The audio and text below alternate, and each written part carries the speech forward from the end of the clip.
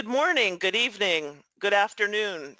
This is Teresa Moulton, Editor-in-Chief of the Change Management Review, and I'm excited to have Melanie Franklin here to talk to us about Agile Change Management. Let me tell you a little bit about Melanie. Melanie provides C-suite advisory services specializing in cultural change with specific emphasis on building the internal capability of organizations to plan and lead change initiatives. This work begins with the strategic planning of the cultural shift required and practical identification of the staff engagement, training, and support needed to make this a reality. These cultural shifts have many descriptions, including creating agility and digital transformation. However, what they all have in common is an ability for staff to feel that change is a part of their role and that they have the motivation to lead the change in their sphere of influence. Melanie has delivered these assignments across the private, public, and third sectors, and her clients include the House of Commons and House of Lords, the Welsh Government, Department for Education, local authorities across the UK, the European Medicines Agency, Saudi Electric Company, National Grid US, Zain Telecommunications, FIFA, UN Ops, British Red Cross, and the Stroke Association. She is the co-chair of the Change Management Institute UK and is a respected author of textbooks and articles on change, project and program management. Melanie is also an examiner responsible for assurance of the work of the team of examiners creating professional qualifications in change management. Melanie is highly respected in her field and is sought out by many organizations all over the world who need support in creating their strategy and plans for managing change. Melanie is a talented communicator and has the reputation for delivering complex information with humor and passion. You'll see that shortly. And she draws on her wealth of practical experience to illustrate concepts and to engage her audience in lively debates on advantages and disadvantages of each approach that she outlines. So without further ado, I'd like to welcome Melanie Franklin, and here she is. Wow, that's quite an introduction, isn't it? Now I feel like I've got to live up to it. Very worrying. But what I've done here, guys, is I've put up where you can get hold of me via LinkedIn if you wish to. And at the back end of these slides, I've also made sure that I've curated some resources. So if you want to follow up on some of the key points that I've made, you've got some additional materials that you can read through at your leisure and hopefully make sense of things. So what's my plan? I'm going to keep the agenda relatively straightforward. The first thing I would say is that I'm talking about a rather big theme. If you break it down, we're talking about Agile, which is about flexible. And I think also that the perception of Agile tends to be that we can get things done faster. Change, which is delivering things that are new and different. And management, which is the process of control to achieve defined objectives. So some kind of structured approach, perhaps, to this new and different stuff that we're delivering flexibly and quickly. Just to clarify what this webinar is about, it's how we apply the concept of Agile to managing a change. It isn't about the cultural change that is implementing an Agile approach across your organization. If you want to talk to me about how to do all of that cultural change work, about how to become more Agile, that's great. I can always pick that up later. But this is about specifically how perhaps we run our change initiatives to match, if you like, some of the Agile approaches that are particularly coming out of the IT world, although it's not necessarily just IT-driven change. And that is the second thing I wanted to say, is that using an Agile approach to managing and change applies to any type of change, whether the trigger is a new IT system or an acquisition of a new business or a change of location. All change can be managed as an evolving solution. So the pitch is, this is about how we do change management in an Agile way. And I'll try and set the scene about maybe where we're up to in our industry or our profession at the moment. We'll have a look at what Agile change management perhaps really means, and then we'll look at how we utilize it, how we respond to this new world that we've got. So on setting the scene, I think that we're in a perfect storm.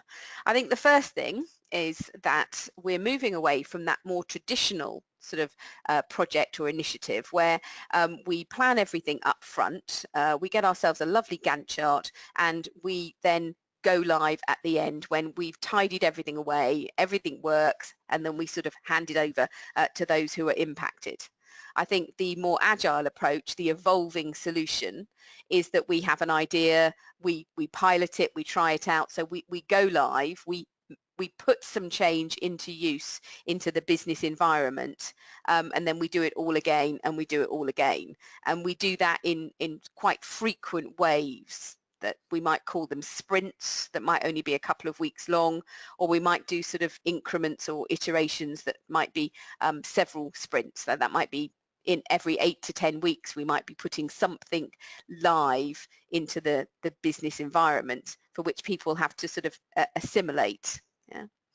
I think that reason that it's a perfect storm is that this approach for Agile is clearly developing an awful lot more change, because instead of from one initiative, you get one change with all the functionality and all the bells and whistles ready to go.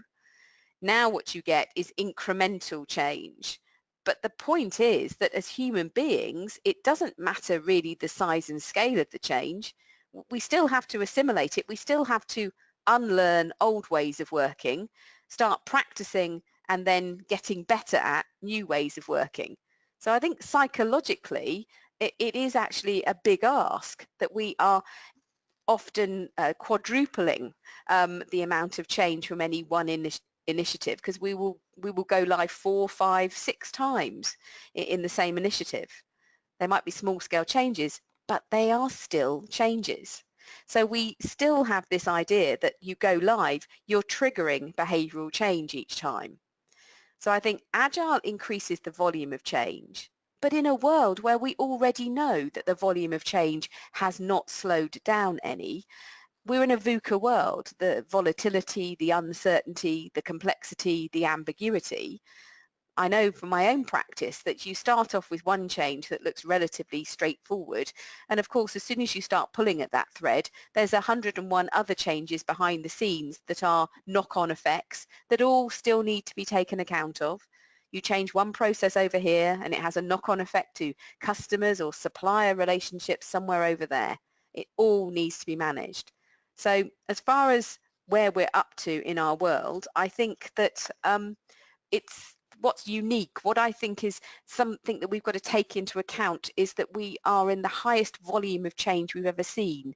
So that ought to be something that permeates our practice as far as how we manage change is concerned. And I'm going to pick this theme up throughout this webinar. I got a number of questions ahead of the webinar, and forgive me, I can't quote everybody's names, but I've picked out certain questions to answer as I go through. And somebody asked me about perhaps what we can learn from previous sort of adoptions of methodologies. They specifically referenced lean, but I was also around, I'm old enough to remember when we did an awful lot of waterfall style. Prince 2 became a sort of global standard, for example. And I think things are different to when we saw the growth of project management in the early 2000s and the widespread adoption of those PM methodologies. I think in recent years we've also seen a widespread number of lean adoptions taking place. But I think it's because this perfect storm and the high volume of change and the pressure to make change happen even faster, that the world is slightly different. But one lesson we can take with us from the past is that we really do need to involve everyone. Change management and how we take on our approach to change management in an organisation cannot be a marginalised activity. We are going to have to look at how many people we can genuinely involve. So this is why I want to talk about using some of the techniques and the approaches to run a more agile change management approach in your organisation, and it's because of this very high volume. So I'm hoping I've set the scene appropriately, because what I want to do now is pull out a number of aspects of Agile. What I've done is I've tried to create a context by identifying the differences between the old certainties and the new uncertainties, if you like, the old world assumptions, and really being very explicit about what the differences are in terms of an agile world. I think when we're dealing with new concepts, trying to identify how they are different to what we know can give us some real shape around them. But I will preface my remarks today with a health warning. If I were to write this presentation next month, which I probably will do, this list might be longer or it might be slightly different. I, like you, continue to work in a field which is being defined by all those involved in it. I cannot claim that the job is done, so I can't present you with a perfectly packaged definition of the things that I'm going to talk about. I think we're in an evolving world ourselves. So let's have a look. I've got 9 of these. I know this might seem, I mean, I did whittle that down as well and try to make sense of things. But these are all things that I find people identify that they come out with and go, oh, that's different. Oh, that's an impact. So these aren't necessarily my list. I'm just curating the list from the people that I work with. And I think one of the first changes is we're treating change now not as an independent initiative, but recognizing we're in a high volume of change. One of the things we'll need to think about is that change is continuous. And we're going to look in just a moment about the impact of not perhaps being able to sort of build ourselves up and get ready for a big change, put all the effort into it, and then get to a plateau after that before the next one comes. Actually, it's not how it works anymore. So I think we'll need to look at the impact of that. I think that as far as the resource model is concerned, change requires a set of activities to be carried out, which requires resources to do that. And I think we're now starting to recognise that perhaps change isn't something that just happens by accident without us ever planning it or resourcing it. I think one of the biggies is recognising that what is the life cycle of an initiative? It's not just delivery that realises benefits. Change is the secret sauce that generates the benefits. So I think we need to be thinking about getting clarity on what it is we mean when we talk about any kind of change initiative. And we'll have a look at that in a moment. I think that we've moved away from that waterfall model of one implementation of business as usual at the end of the project to drip feeding changes into business as usual as soon as they're ready for use, that more agile model. And I think that changes some of the interest perhaps in our work, because the sooner something goes into use, the sooner we get payback, which I think fits our more impatient world. So I think that's something that is becoming of interest to those who are saying, well, if I'm funding this, how soon will we start to see something different happening as a result of it? I think the definition of success, that perhaps how we track progress, how we report on progress, and in fact the questions that we ask is moving from sort of away from busyness, how many things have been done, who's doing what, to much more of a, yes, well, have you created anything valuable today? Is there something that exists as a result of your work that didn't exist before? So very much the achievement focus. I think the next two are connected in that they are moving from a more traditional leadership model, and we're thinking about things like known decision points that we knew in our more our Gantt chart, if you like, our more traditional waterfall approach. There are key points at which we will take decisions, and that there was a hierarchical escalation. You have a problem, you escalate up to somebody more senior. And I think both of those are very much changing. The always-on decision-making, what I mean by that is that the real emotional cost of Agile is you have to keep asking yourself, am I working on the most useful, valuable thing? Yeah, because you're always all the time thinking, well, am I doing something? And that goes back to that number 5. Success is about achievement, and you've got to be asking yourself, yeah, am I doing the most useful thing? So that always on decision making is actually at quite a personal level. There are no passengers in Agile, I think, is probably something to keep in mind. And again, that hierarchical escalation to a more flexible escalation route, well, that requires, I think, a willingness by senior leaders to sort of say, well, there might be somebody who knows more of the answer than I do.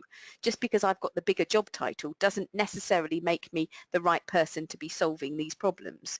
But that does require some humility and some willingness to step aside sometimes. So you're starting to probably see that we're moving from a more authoritarian leadership to a more collaborative, facilitative approach, which I think is at the heart of the cultural change needed to make Agile work. We'll pick up on that in a while. Prioritization is not based on the Gantt chart being a logical flow, but much more around the business value. What's the most useful, what's the most valuable thing. So again, that goes back to number 5, that success is the actual achievements you've had. And last but not least, I think that we're moving into a world now which perhaps looks at this extended life cycle and says, oh, maybe we do need to think about whether we call it deployment or implementation or transition or adoption. There's loads of different words out there, but basically that we're moving to a world, and I think our entire profession, where perhaps we need to be very explicit about what the change management activities are. So make sure that people understand them, because if they understand them, they'll allocate resource, time and people to getting them done.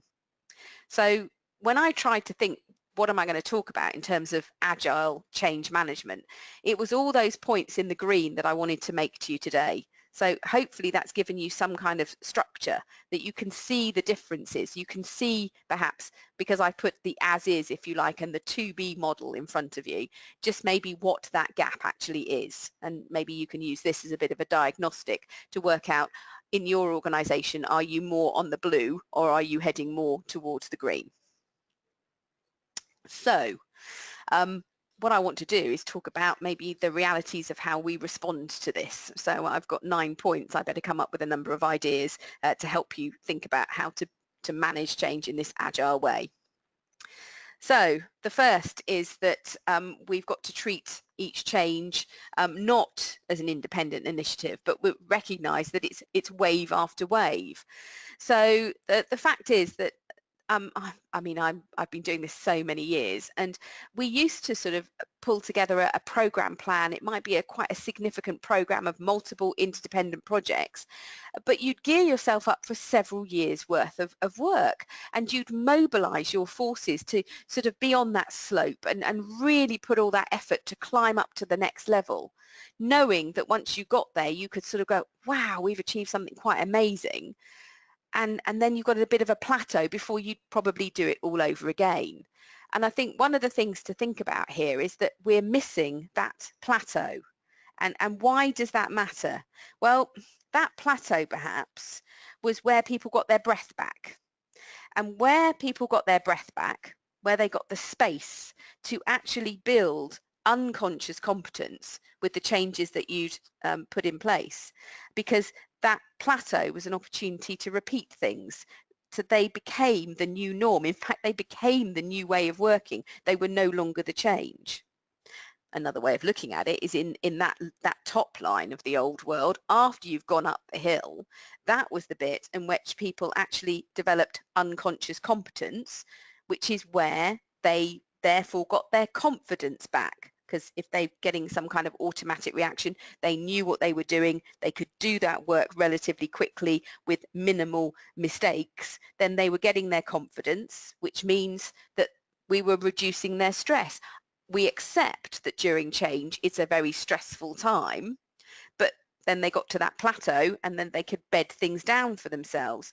So perhaps one of the things that we need to look at with the bottom diagram here is that with this wave after wave of change means that actually it's a mental health issue, because what we're putting in place is an opportunity for our staff to be permanently stressed, that they don't get that opportunity to build on the latest sort of new approach, that they're just about got some conscious competence in it. They can just about do it without looking at their notes all the time, but they wouldn't say it's second nature before their brain is being asked to assimilate doing something different yet again.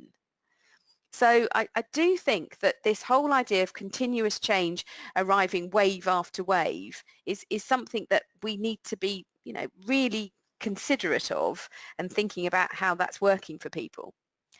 One of the things that I think helps me get a bit of a grip of it is that I start to think about maybe putting it into context. This is where we are today, and this is where we're going forward, the end goal. I think if you might not be able to explain all the changes that are coming, but I think if you can start to think about, well, what does that end goal look like, then you can start to plan sort of the key changes that you're going to do.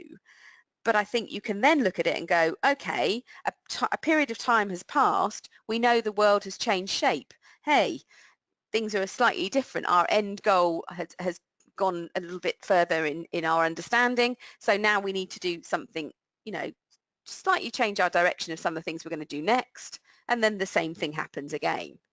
I'll give you a working example of this. I'm working with an organisation that's doing a digital transformation. I think it's fair to say that the board at the moment aren't confident of really about what they mean by the word digital. So I've facilitated lots of conversations on that basis. And at the moment we're in the blue box, and their current definition of what digital means to them is that it's going to be automating, it's get rid of paper, and the cost benefits associated with that. And if they're holding all information in sort of one system, they've got a single source of the truth, which is they're much more able to secure that, and it gives them opportunities for flexible working. So it's not the most amazing definition of a digital transformation you've ever heard, but certainly it's something that the directors are comfortable with at the moment. But I'm fairly confident 6 months from now, I can bring in lots of new examples about AI and robotic process automation. I can give them lots of examples from other organisations, and we can have another conversation about what digital means. And I'm sure we would have changed the scope a little bit, and we would get ready to do the next sort of round of changes. And then again, 6 months after that, we'll be into the purple box. So we'll go from blue to orange to purple, and that's how we'll work things out. How does that help the conversation on the left-hand side? Well, it gives us sort of a context, if you like. It's so that these waves, this constant change, people don't think, oh, it's sort of change without end. As long as they can sort of assimilate it back to a sort of a bigger goal, then they can feel a sense of purpose about it, that each change isn't coming at them as a sort of an unconnected surprise. I think one of the things that I've learned in this sort of constant waves of change world is that you have to be able to offer people a bigger picture alongside it, so that they can see where their efforts might be fitting into something much bigger. But it does give it some kind of provenance, some kind of sort of meaning and value, which of course connects to their motivation to want to do it in the first place. So I think this diagram on the right hand side, however you want to pull that together, but I think the bigger picture is the fulcrum around which some of the other smaller change activities can mobilise. So that's the first point. Change is continuous and it's arriving wave after wave. I think we're also moving to a new resource model. On the left-hand side, too often what we had in place was the blue boxes. So what we have is we do have the project team, the sponsor is recognising that they might be doing the sponsor well, not that particularly well, but certainly they are there, the project is being managed. But that dividing line down the middle is because at the end of the project life cycle was seen as the completion of all of the deliverables, all of the requirements, they've all been tested, and then you sort of throw it over the wall, whatever that thing is that you've created, you throw it over the wall to the business and you hope that they're going to deploy it, they're going to put it into operational use. But that's not your problem, you've moved on to another project. Whereas I think we're moving much more towards this collaborative model on the right-hand side, where perhaps the sponsor recognises that they perhaps have to look at not just the project life cycle, but they have to look at the change management activities. We're going to get onto that in a moment. but the project manager recognises that perhaps there are change management activities that need to be managed, and therefore is looking to work with somebody at the change level to help identify those, capture all those in the planning. And that the project team recognise that actually what they're doing will trigger sort of changes in the way that people work. So they are looking to call on sort of, you could call them subject matter experts, you could call them business ambassadors, change champions, but what they are is the voice of the business working alongside the project to consider the practical application of everything that the project is creating. And then down the bottom there, coming out of that, is a cascade model through their colleagues, almost a change agent network, if you like, that's taking the ideas of those changes and working out very practically how they're actually going to be delivered. So I think that you can see that there's a lot more seriousness on the right-hand side about resourcing these change management activities, that it's not just somebody's going to pick up and run with it as part of their day job, but actually we're making some specific and explicit responsibilities for change to exist, and therefore perhaps we need to be including those in people's job descriptions, because of course whatever's in their job description is performance managed, and whatever we performance manage is stuff that they're going to want to spend some time on. So I think we are starting to move. I've got lots of different clients who are at different points on this, but generally I'm seeing a lot more questioning about, well, who's going to take responsibility for all these change management activities, and questions about how we're going to resource it becoming much more of the norm now. So I think that's encouraging. I think something else though is that we do have to take everybody with us. An agile approach is a collaborative model. As you can see here, I've just drawn a community map to make it clear, if you like, that it's not just the sort of the project community that we're looking at, that we need specialist input from the business and various roles within the business. We also need strategic input. We might well need external input to actually really understand how we're going to make change happen. This brings me to a question that I was asked about how do we get change on the agenda for the project managers. One of the things I'll say is that in this more collaborative model, and I'll just go back to this diagram here because I think it makes it much easier to see, I'm going to need a really excellent working relationship with the project manager. We need to discuss up front what they see as the remit of their role, and what I expect to be achieving. And one of the things I sometimes do is I show that these two boxes of the blue and the green can change size, and we might have the project manager moving in and taking on some of the green stuff, and we might have the change manager moving up and taking on a little bit of the blue stuff. But there is a genuine collaboration. Some of my project management colleagues recognise this more extended life cycle of they've got to care about change, and so they've gotten themselves up to speed on what change management is. But I would say in my experience this is a small minority. So I think that one of the things that's definitely on my shoulders is that I need to explain what it is I do for a living. I need to explain what change management is, what it involves, why it's useful. Because I've got to get them to care.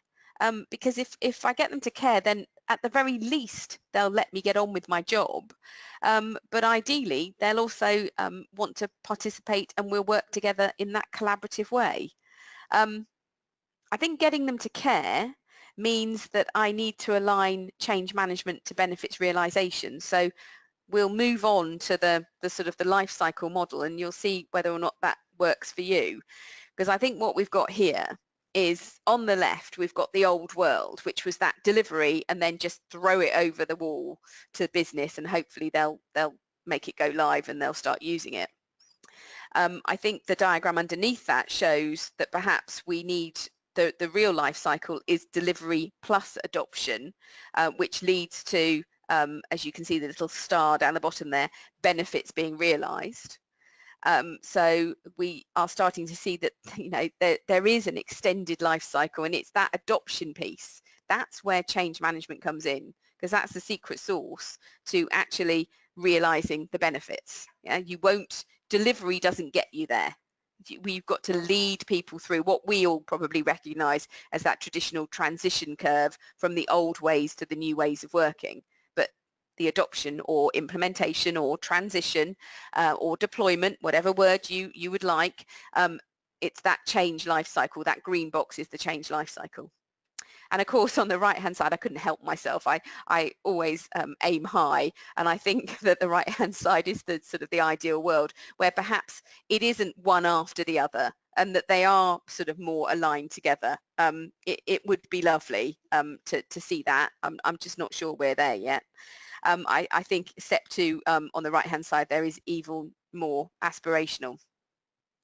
I did get a question about sponsors, and I think the key thing that worries me most is that sponsors do not necessarily recognise this delivery plus adoption as the true life cycle. I constantly hear examples of poor sponsorship, like I'm sure you do, but even engaged sponsors tend to be asking questions and tend to be overseeing the delivery piece. So really what they're doing is they're sponsoring the project delivery. Very rarely do I get somebody who recognises that they're actually sponsoring the creation of a new way of working. Because if they recognise that, they are going to ask a lot more questions about, are people up for this? Have we done the impact assessment? What's the sentiment out there? Are we starting to see people participate in helping to define their new processes? Are people turning up for training? You know, how mobilised are the community that are affected by this particular project deliverable? And well, I mean, those are not difficult questions that I've outlined, but how many of you really are hearing those coming out of your sponsors? So I think we've got a long way to go. And to be honest, in any kind of change management initiative, one of the things that I'm always hunting out and trying to work out a way of getting permission to do, because I still think we have to ask permission, is trying to get hold of the sponsors and maybe very gently, very kindly, respectfully explain what we think they are sponsoring, which is blue and green, to keep it at its simplest. If we can sort of win that argument, and I'm not sure we're there everywhere yet, then what I think we should look at is a more integrated plan. So we start to think about the fact that we can sort of manage these waves of change. So down the bottom here, we've got the top line is almost the project activities, but it's partnered alongside it, right alongside it, is the change management activities. So in the first iteration, coming together to say, how on earth are we going to deliver this whole initiative? The project, sort of tangible outputs from the project, plus the behavioural change piece. And then we might have an iteration which looks at the project deliverables, a small subset of project deliverables, and the behavioural change needed to put those into full operational use. So that's the first change, and then we keep repeating that over different lengths of time over our sort of life cycle. So this is a very agile project that I've put in place here. These are the waves of change that we're doing, the tangible change plus the behavioural change coming together. So I think that this is, we're moving away from that one-off deliverable, as you can see here, that we are sort of drip feeding. There's the first change, then the second, then the third. And the point is, if you leave the model as let's run those separately, then eventually what happens is you get a bit of a backlog, because you've gone live with one set of changes and people are struggling to sort that out, and then you go live with the next one, and then the next one, and then a backlog creates quite quickly. So I think this is why I'm trying to specifically show that we need to link the two together, that we need to make sure that we've got that sort of integrated approach. So success is looking at the actual achievements that we have made change happen. And for each of those little stars where we've made the first, the second, the third, the fourth, and the fifth change, that triggers return on investment. So that does excite people who are looking at it from a budgetary perspective, but we're actually making, for me, those changes represent improvements in the business as usual environment. We've actually improved the way people work. We've improved the customer experience. So what we're looking for here is a plan that delivers on achievement, not just that we've been busy doing things. And I think here what you can see is that, yes, there are known decision points. We'll never lose all of those, which are that we're going live with first, second, third change, etc. But throughout that, in order to be able to deliver on those changes, we're constantly making prioritization decisions. We're constantly looking at what needs to happen, what has happened in the business, what more nudging do we need to do, what more encouraging do we need to do to make sure people are participating and practicing and turning up for training so that they're ready to go live from that day, really use what we've created. So I think how we behave in those sort of iterations is important. And again, because this is around a more agile approach, which is we have to hit our deadlines.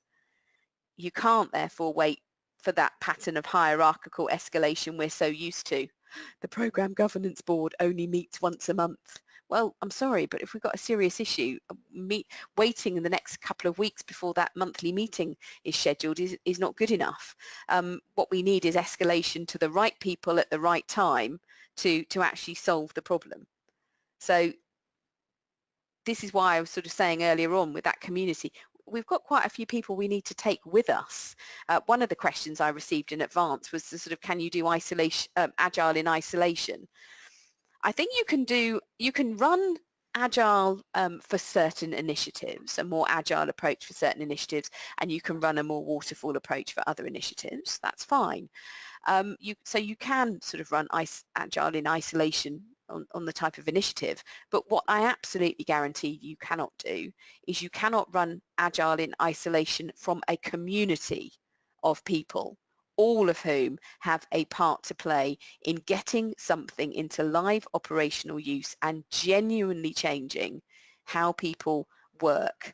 Because if we genuinely change how they work, that's where we will see the efficiency gains, the performance improvements, the reallocation of valuable human resources to more value-added tasks because we've automated things.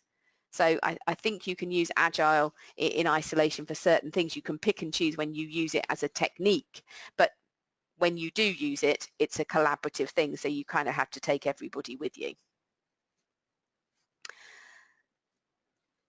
One of the things that makes me laugh is that I was looking for a visual for this slide here to represent what's really going on, and it took me back to the old critical path analysis that we used to do with our Gantt charts, and how, I mean, I remember doing this kind of stuff as a project manager and looking at all the activities and working out which activity had to come first and what next from a sort of logical flow perspective, and which things could go into parallel, and therefore which of those cutting through all of it was my critical path, and therefore how soon was I going to get to go live.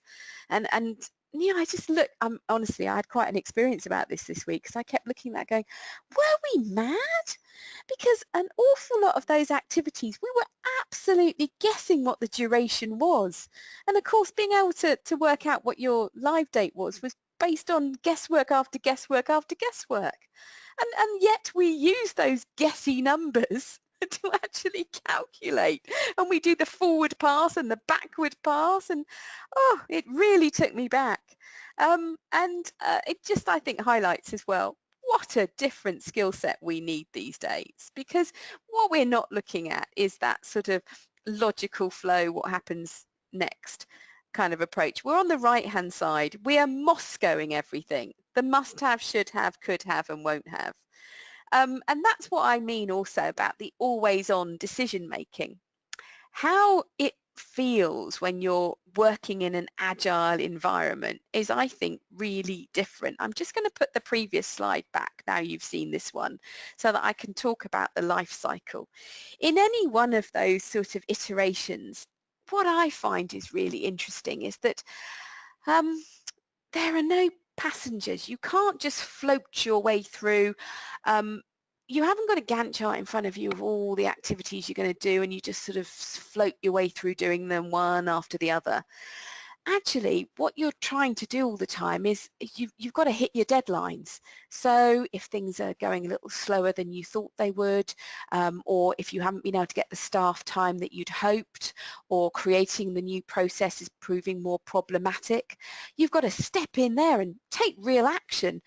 You might have to skinny it down to, you're not going to get all the pieces of work done, but you might have got a core number of staff trained and up and running on something, and you'll do a wider rollout in the next iteration. But you are going to hit your deadlines. You will get something up and running, and you will get people working in a new way. Might not be perfect, it might not be all of them, but you're going to do it. And that is really how I think Agile feels different, is that you've got a bit of stomachache most of the time because you are genuinely agonizing. Every single day you have to look at your to-do list and go, am I doing the most useful, the most relevant and the most valuable things? In other words, you're applying Moscow every single day to make sure that you're on course for success. So personally, my experience of running these Agile initiatives is that you have to be more present, you have to be more focused. You can't just drift through because the actual go live is so far away that we needn't worry too much. No. There's a different kind of pressure. I think it does feel more pressured. I'm sorry if that's a bad news story for people, but I want to be honest. I do feel that I'm certainly, I need my stakeholders to be more available, more willing to take decisions in a timely way. Procrastination, as you can probably see from this visual, will kill the life cycle. If we have to wait on things, then we're not going to be hitting those deadlines. So it's not just me that needs to feel that pressure, but I need to try to get across that timeliness to others as well. So Moscow is something I think that always saves the day. Although I have to be honest here, because otherwise I'm not being authentic. I love the idea of allocating things as a must-have, a should-have, a could-have, and a won't-have this time. But for the majority of things, what I'm looking at is I'm just going straight for what's the must-have, and then there's everything else. Because I'm not sure I'm going to get to any of the other stuff. If I do find a window, then I'll go back through the list and then try to pull out what the should-haves are, and then there's everything else. But to be honest, most of the time I'm just looking at must and everything else. But I don't think that flows quite as well as the word Moscow. So, there we go. But that's the reality of how it's done. So prioritization is based on business value.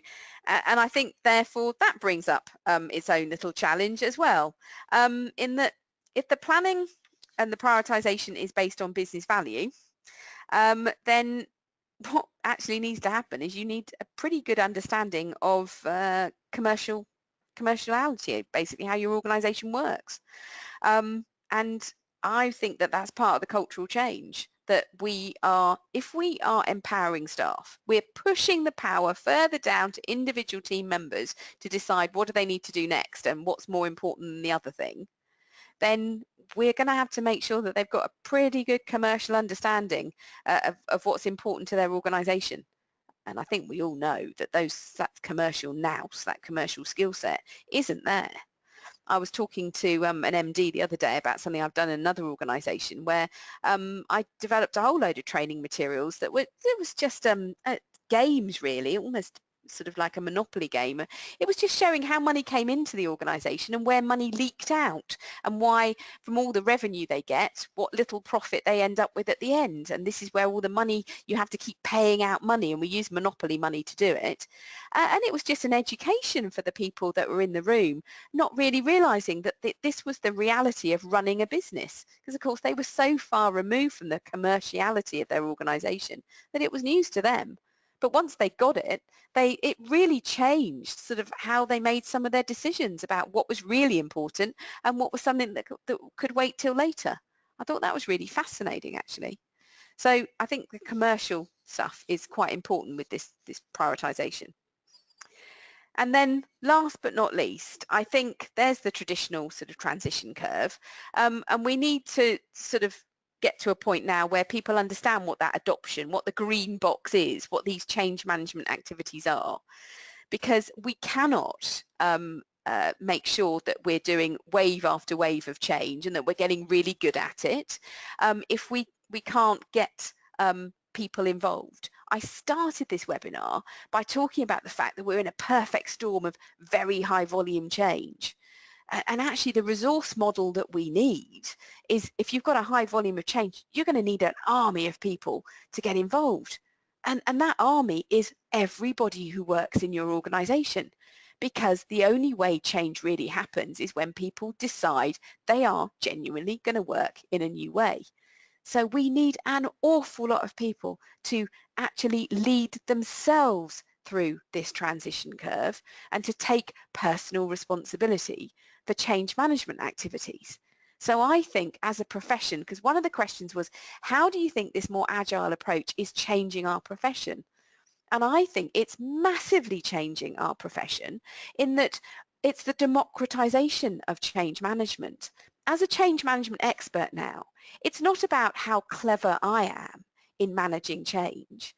That's not the value of my role. My role now is how good am I at transferring my my knowledge and my experience to build the capability in others within the organization.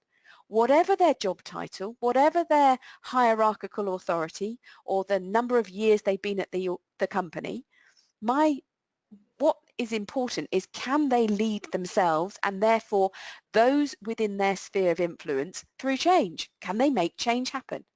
So what I spend my time doing is forever trying to explain. I use the William Bridges model. Now, obviously, I've renamed some of this, but I find that very simple and very straightforward.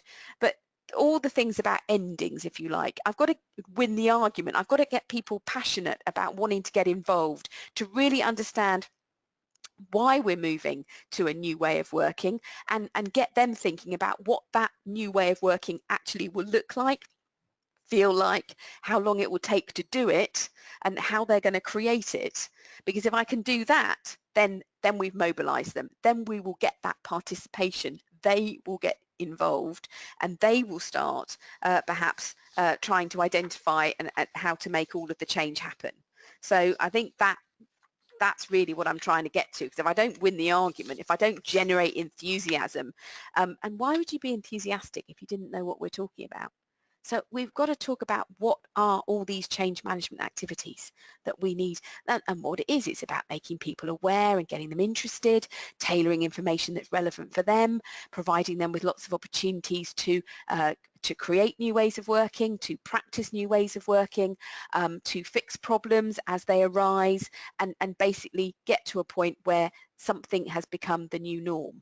So that's what I'm looking for, and of course then opportunities to embed that by sort of really nail it down, to maybe write it up into process manuals, staff handbooks, so that we've captured that moment in time where this is how we do something. And even in an agile world, by the way, I think that's becoming far more important, not less so, because you might think, gosh, that sounds a bit old-fashioned, writing stuff up, keeping a record of how we do things around here. But I think if you've got fast-paced change, it's really important that as a part of every single wave of change, somewhere you've noted down what the new process is. Otherwise, very quickly, you're going to be in complete chaos. And of course, you're going to get audited against the last documents you ever wrote about how you do stuff, which by this point will be very out of date, and you'll be failing audits all over the place. So I think the embedding change piece is a really important piece. And then I also think that in embedding change, you want some very good housekeeping as well, so that you're tidying up and maybe turning off access to the old ways of working, the old software licenses, archiving material, that sort of stuff, so people can't roll back.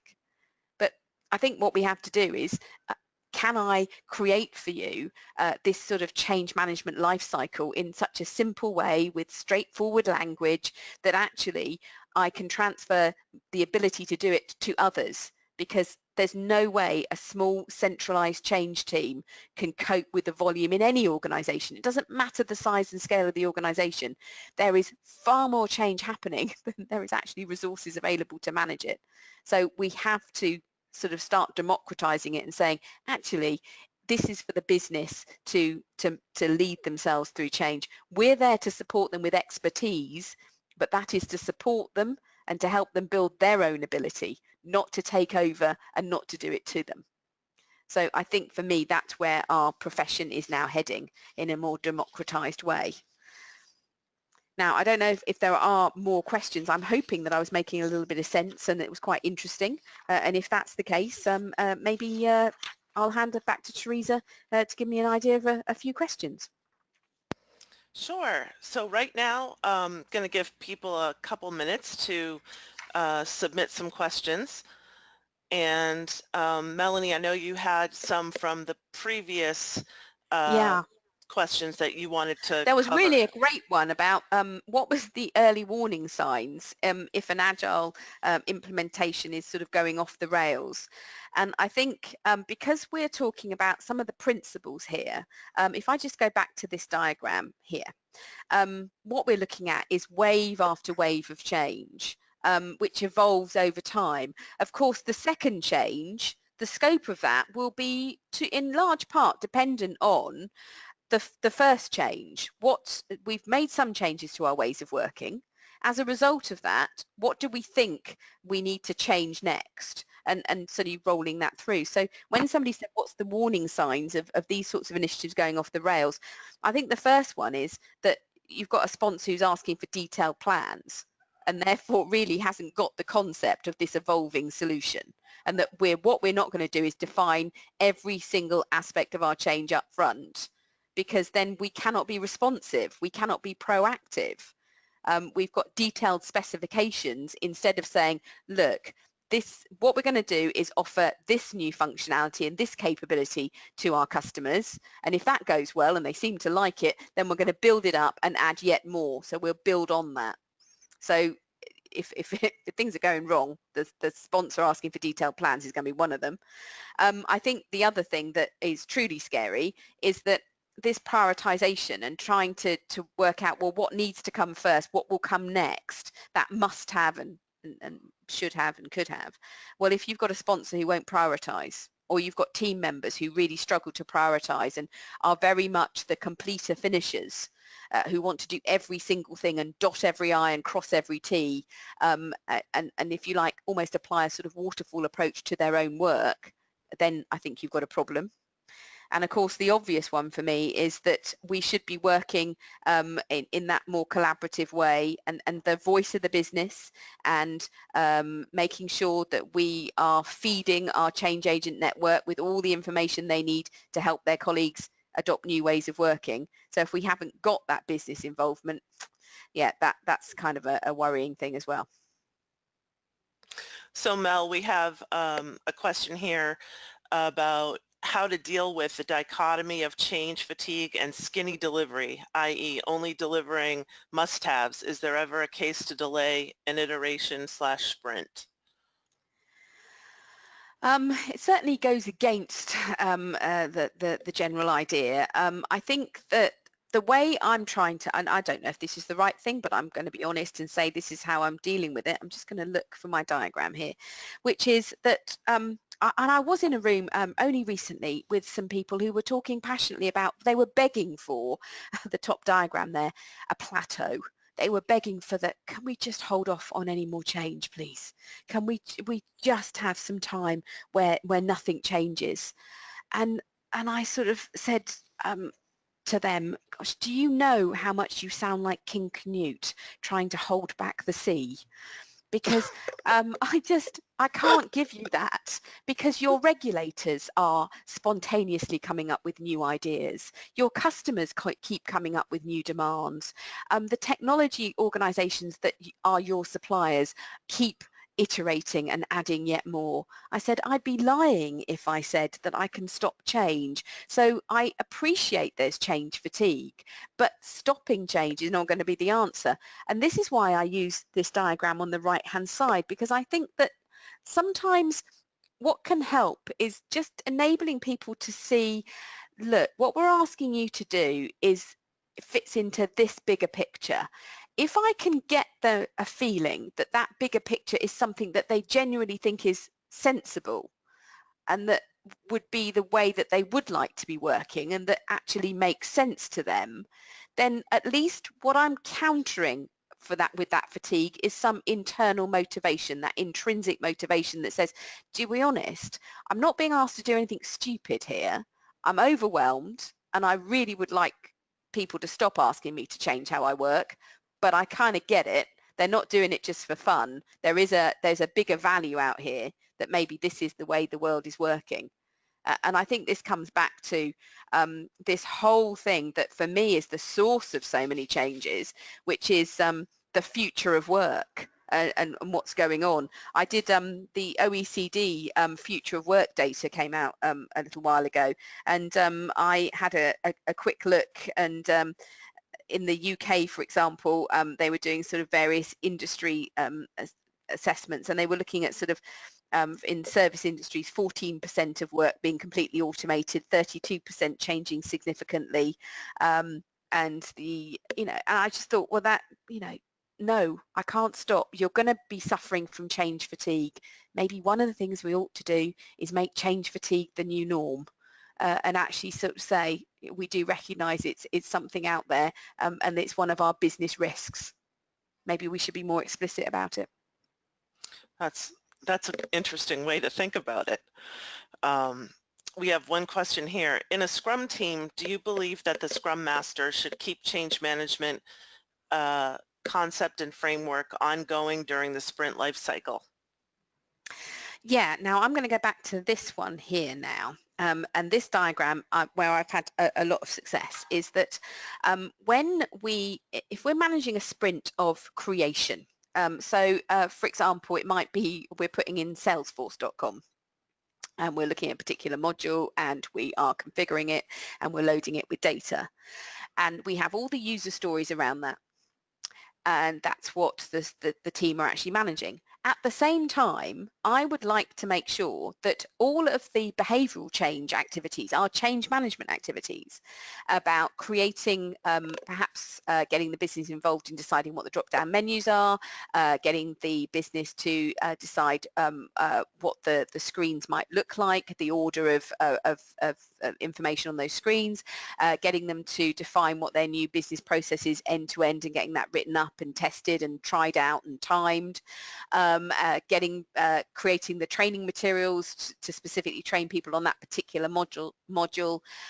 All of those change activities in this second line, if you like, that I'm showing here on this diagram, should also be run along the same agile line. So let's use user stories to capture that work. Whichever stakeholder it is, I need, so that.